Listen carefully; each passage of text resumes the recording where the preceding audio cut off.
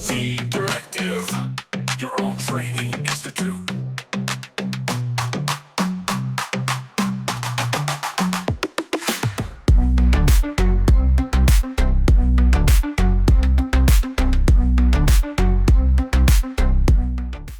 अब इस लेसन में हम लोग सीखेंगे कि किस तरह हम लोग एज को मूव नहीं बल्कि स्लाइड कर सकते हैं। मूव और स्लाइड में क्या फ़र्क है ये भी हम लोग देखेंगे। तो मेरे पास ये स्फीयर है क्योंकि स्फीयर सबसे अच्छा एक एग्जांपल होगी इसको स्लाइड को यूज़ करने के लिए। तो मैं पहले तो जाता हूँ टैब प्रेस करके एडिट मोड में और एज ले लेता हूँ। आप वर्टेक्स को भी स्लाइड कर सकते हैं, आप एज को भी स्लाइड कर सकते हैं, मगर हम लोग एज को स्लाइड करेंगे। तो पहले तो ये कि मैं इस पूरे एक एज को यहाँ पर सेलेक्ट कर लेता हूँ, ऑल्ट प्रेस करके ये आ गया।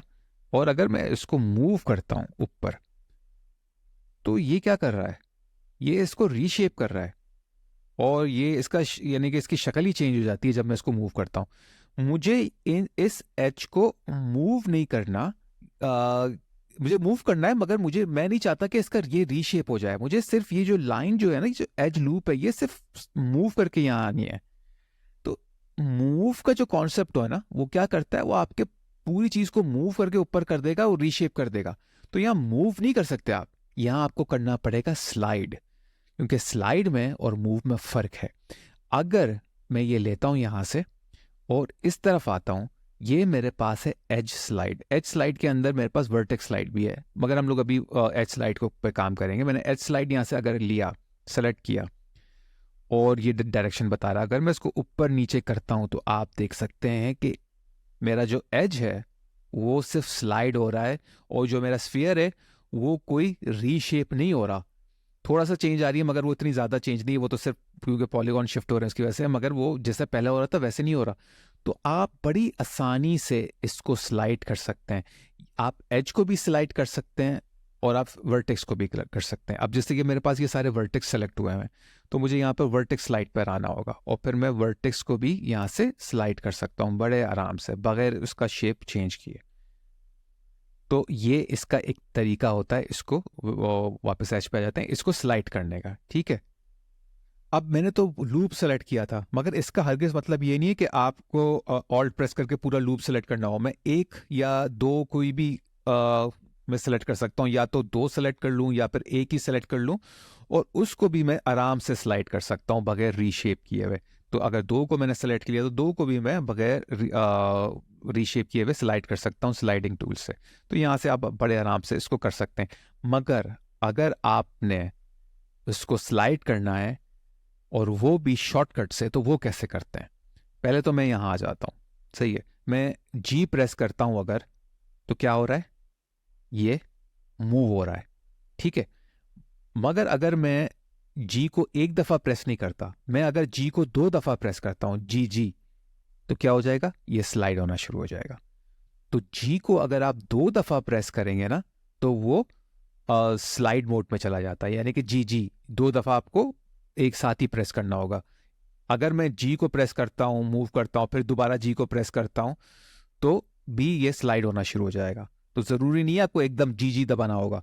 आप जी एक दफा दबा सकते हैं मूव के लिए, दोबारा दबाएं जी स्लाइड के लिए। तो आप थोड़ा सा वेट करके भी जी प्रेस कर सकते हैं, जरूरी नहीं है कि एकदम जी जी करें, आप एकदम स्पीड में प्रेस करें। सही, इसी तरह मैं वर्टेक्स पे भी आ सकता हूँ। मैं वर्टेक्स को यहाँ से सेलेक्ट करके, अगर मैं इन सारे वर्टेक्स को यहाँ यानी वर्टिसीज को यहाँ पर अगर मैंने यानी सेलेक्ट कर लिया, मैं अगर इसको मूव करता हूँ तो ये इस तरह मूव होंगे, मगर अगर मैं जी दोबारा दबाता हूँ तो ये स्लाइड होना शुरू हो जाएंगे। तो आप देख सकते हैं स्लाइड हो रहे हैं और ये स्लाइड जो है इसको बचाएगा रीशेप होने के लिए। तो आप वर्टिसीज के साथ भी वही कर सकते हैं जो आप एजेस के साथ कर सकते हैं। तो आपको समझ में आ गया होगा कि स्लाइड कितना इंपॉर्टेंट होता है और स्लाइड से आप रीशेप अपने ऑब्जेक्ट करने से बचा सकते हैं, क्योंकि आपको कभी कभार जो है अपने सिर्फ एजेस मूव करने होते हैं, आपको ऑब्जेक्ट को रीशेप नहीं करना होता। तो उसमें आप जब मूव कर रहे हो तो ये ख्याल रखिएगा कि आप एजेस को मूव नहीं बल्कि स्लाइड कर रहे हो। अगर मूव करेंगे तो आपकी जो टोपोलॉजी है, जो ये सब जो आपका जो शेप होता है, ये टोपोलॉजी कहलाता है। ये आपकी टोपोलॉजी चेंज होना शुरू हो जाएगी। जब आपकी टोपोलॉजी चेंज होना शुरू हो जाती है तो आपका जो मॉडल है वो फिर वैसा नहीं रहता। तो आपके लिए ज़रूरी है कि आप टोपोलॉजी चेंज ना करें, शेप चेंज ना करें, आप उसको स्लाइड कर दें बगैर चेंज करने के लिए, जब भी आपको इस तरह का कोई काम करना हो जहां आपको सिर्फ एज या वर्टेक्स को स्लाइड करना है, मूव नहीं करना। अगर आपने अभी तक मेरे चैनल को सब्सक्राइब नहीं किया है तो बराए करम अभी कर लें और बेल आइकन को दबाना मत भूलिएगा। मैंने ये नोटिस किया है कि आप में से काफी लोग मेरे वीडियोस मेरे चैनल को सब्सक्राइब किए बगैर देख रहे हैं, तो भाई अब मेरे चैनल को सब्सक्राइब कर लें ताकि आप जी इंटरेक्टिव कम्युनिटी का एक अहम हिस्सा बन जाए। और एक और अहम बात बताता चलूं, प्लीज मेरी वीडियोस को डाउनलोड ना कीजिए, सिर्फ उन्हें ऑनलाइन देखें। जब आप उन्हें डाउनलोड करते हैं तो मेरे चैनल का वॉच टाइम आवर असरअंदाज होता है, जो बहुत नुकसानदेह है। तो प्लीज आप उन्हें डाउनलोड ना करें बल्कि ऑनलाइन देखें। आप लोगों का बहुत बहुत शुक्रिया। अब मिलते हैं अगली वीडियो में, तब तक के लिए इजाजत दें और अपना बहुत ख्याल रखें।